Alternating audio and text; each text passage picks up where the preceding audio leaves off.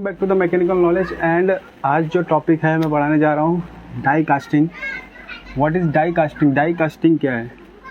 देखो सिंपल है die casting. What is die casting?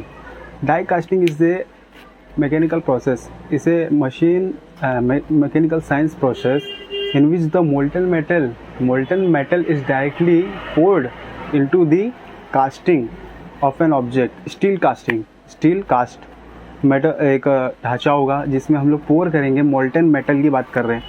Molten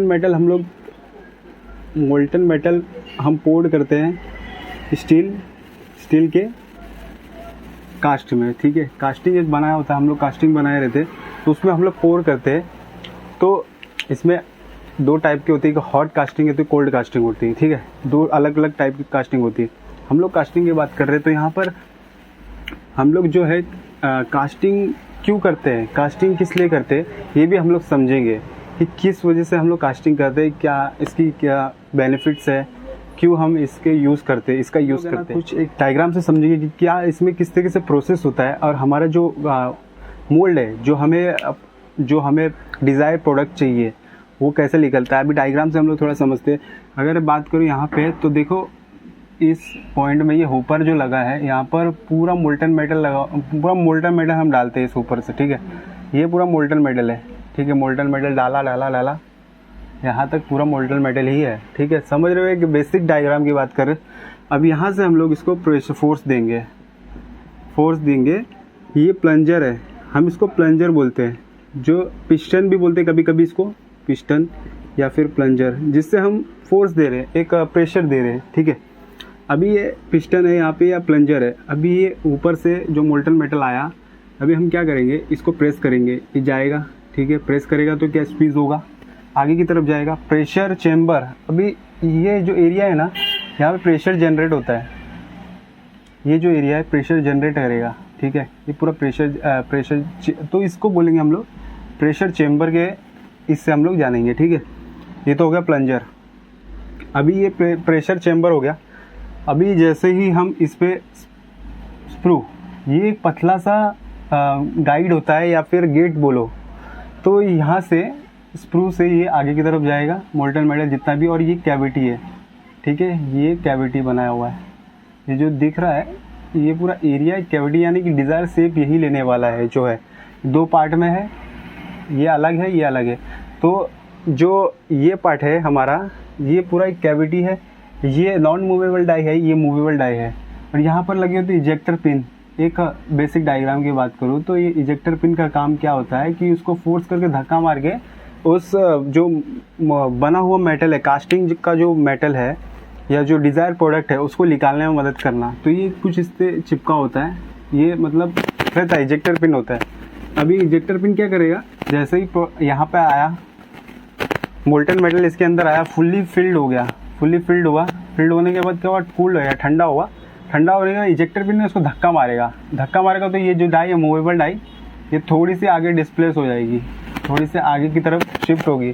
तो ये प्रोडक्ट जो है अलग होगा और ये नीचे गिर जाएगा, या फिर कहीं पे भी जहाँ पे हमें चाहिए उसे निकाल के हम रख लेंगे। तो इस तरीके से डाई कास्टिंग, पूरा जो डाई कास्टिंग है वर्किंग करता है ये पूरा।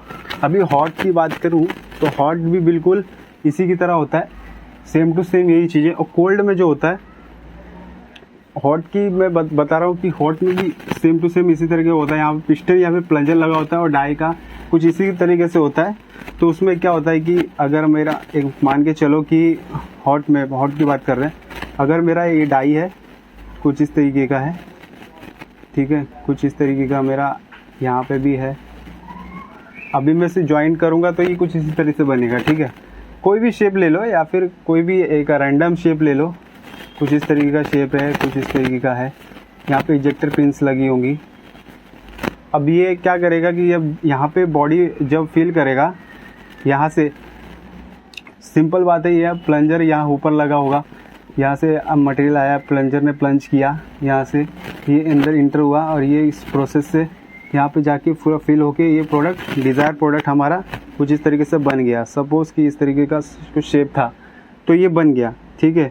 अब तो यही बात है कि हॉट में यही हो रहा है कि हॉट में बाहर से इंटर कर रहे हैं हम लोग, उसे गर्म करके मोल्टन मेटल को बाहर से डाल रहे हैं, तो ये हॉट प्रोसेस हो गया।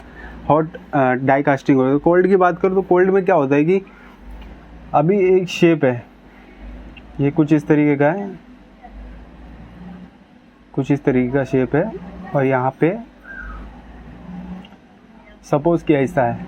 तो उसमें क्या होता है कि जो ये हमारा जो मेटल होगा, मोल्टन मेटल होता है, वो अंदर ही होता है और यहाँ पे पिस्टन लगा होता है। तो पिस्टन क्या करता है, या फिर प्लंजर यही करता है कि इसको फोर्स करता है और डायरेक्टली पोर्ड करता है इसके अंदर। तो अल्टीमेटली हम लोग को जो प्रोडक्ट है वो कुछ इस तरीके का, अगर डाई है तो कुछ इस तरीके का अल्टीमेटली प्रोडक्ट मिलता है। तो सेम वही चीज़ है, काम तो वही कर रहा है दोनों। एक हॉट से कर रहा है, यानी कि सराउंडिंग की थोड़ी बहुत मदद लेके हॉट बाहर से हम उसको हॉट कर रहे हैं, और एक कोल्ड है यानी कि हम उसे स्क्वीज कर रहे हैं, प्रेशर दे के हम उसको अंदर ही अंदर प्रेशर दे के इतना प्रेशर जनरेट कर दे रहे हैं कि वो इस अमाउंट में प्रेशर झेल के वो बिल्कुल वही कास्टिंग का जो प्रोडक्ट है, जो डाई है, उसके शेप लेके, उसका मोल्ड लेके, शेप लेके वो हमें फाइनल प्रोडक्ट दे रहा है। तो समझे किस तरीके से। अभी हम लोग बात करते हैं क्यों हम इसको यूज़ करते हैं, क्योंकि देखो जब भी हम लोग इसको यूज़ करते हैं तो एग्जैक्टली हम लोग को अगर कोई मटेरियल बनाना है तो एक टाइप कॉम्प्लेक्स मटेरियल है, अभी कोई कॉम्प्लेक्स मटेरियल है तो उसको हम लोग बार बार मशीनिंग नहीं कर सकते, या कुछ भी ऐसा ऑपरेशन नहीं लगा सकते कि वहाँ पर हम लोग बार बार। उससे क्या होगा, उससे ये होता है कि उससे हमारी जो टाइम का जो टाइम है लॉस होता है, ठीक है, टाइम लॉस होता है, प्रोडक्टिविटी लॉस होती है। प्रोडक्टिविटी की बात कर रहा हूँ, प्रोडक्ट नहीं निकलेगा, टाइम लॉस होगा। फिर एक्यूरेसी नहीं निकलेगी, एक्यूरेसी की बात कर रहे हैं, एक्यूरेसी। उसके बाद फिर रिलायबिलिटी, सिमिलर रिपीटेबिलिटी, ये सब बार बार नहीं होना चाहिए, मतलब। तो इसके लिए हम लोग डाई कास्टिंग का यूज़ करते हैं, क्योंकि हमें डिज़ायर्ड शेप एग्जैक्टली कॉम्प्लेक्स। तो ये तो था कि हम डिसएडवांटेज का, अगर हम नहीं करते तो ये सब हमें नहीं मिलेगा। तो ये कॉम्प्लेक्स की बात करें तो कॉम्प्लेक्स मटेरियल जितना भी होगा, कॉम्प्लेक्स या मटेरियल होगा, या फिर हम मोल्ड बोले या फिर डिज़ाइन बोले, तो उसमें यूज़ होता है। कोई कॉम्प्लेक्सिटी जितनी भी बढ़ती है तो उतना ही हार्ड हो जाता है मैन्युफैक्चरिंग के लिए। तो सिंपल सी बात है, हम लोग पता है कि बार बार किसी कॉम्प्लेक्स चीज़ को हम लोग नहीं कर सकते, और कास्टिंग ऐसा चीज़ है कि कॉम्प्लेक्सिटी को ही कम करने के लिए हम कास्टिंग का यूज़ करते हैं। क्योंकि देखो कोई भी मोल्ड या फिर हम किसी कोई ऐसी चीज़ का हम लोग मोल्ड बना रहे हैं या फिर मैन्युफैक्चरिंग कर रहे हैं जो पॉसिबल नहीं है कि बार बार उसे हम लोग बार बार देख के एक्यूरेसी मेंटेन कर पाएँ, क्योंकि ह्यूमन एरर ज़्यादा होगा अगर हम लोग किसी ऐसे मटेरियल को हम लोग बना रहे हैं जिसकी एक्यूरेसी ओवरऑल जीरो। हम लोग समझ लें कि ज़्यादातर 50% एरर ही आने वाले उसमें, तो वहाँ पे कास्टिंग का यूज़ ज़्यादा हो जाता है, क्योंकि कास्टिंग वहाँ पे इम्पोर्टेंट रोल प्ले करता है। क्योंकि यही वो वजह है, क्योंकि यहाँ पर हम लोग जो है कास्टिंग में कॉम्प्लेक्स जो मटेरियल है, प्रोडक्ट है, उसे इजीली मैन्युफैक्चर कर सकते हैं with the help of casting, with the help of this process. तो ये था कि किस तरीके से हम लोग कास्टिंग का यूज़ करके उसके बेनिफिट्स ले सकते हैं, और उससे हम लोग एक कॉम्प्लेक्स मटेरियल को जनरेट कर सकते हैं। After the making of the casting of the material, हम लोग इसमें यूज़ करते हैं ज़्यादातर कास्टिंग एलॉय जो होता है, एल्यूमिनियम, जिंक, मैग्नीशियम। तो एल्यूमिनियम अभी बता रहे हैं कि जो एल्यूमिनियम की बात करते हैं, तो एल्यूमिनियम क्या है, एल्यूमिनियम हो गया, जिंक हो गया, या फिर मैग्नीशियम हो गया। ये मैग्नीशियम जो होता है हॉट जिंक और मैग्नीशियम दोनों हॉट प्रोसेस में, हॉट कास्टिंग में यूज़ होता है ज़्यादातर, क्योंकि हॉट में सस्टेन कर लेता है, एल्यूमिनियम जो कोल्ड में करता है, कोल्ड कास्टिंग में ज़्यादा यूज़ होता है। तो एल्यूमिनियम जो ऐसा एक मटेरियल है जहाँ पे हर जगह ये सूटेबल है, जिंक, मैग्नीशियम, ये क्योंकि ये नॉन फेरस मटेरियल है, ये नॉन फेरस मटेरियल में आते हैं, और इस वजह से ये ज़्यादातर कास्टिंग में यूज़ हो जाते हैं, कास्टिंग एलॉयज़ में यूज़ होते हैं। तो ये है इनकी कास्टिंग एलॉयज़, ये प्रॉपर्टीज़ है, ये कास्टिंग में यूज़ होता है। कास्टिंग हमारे स्टील का कास्टिंग होता है, steel by manufacture by steel.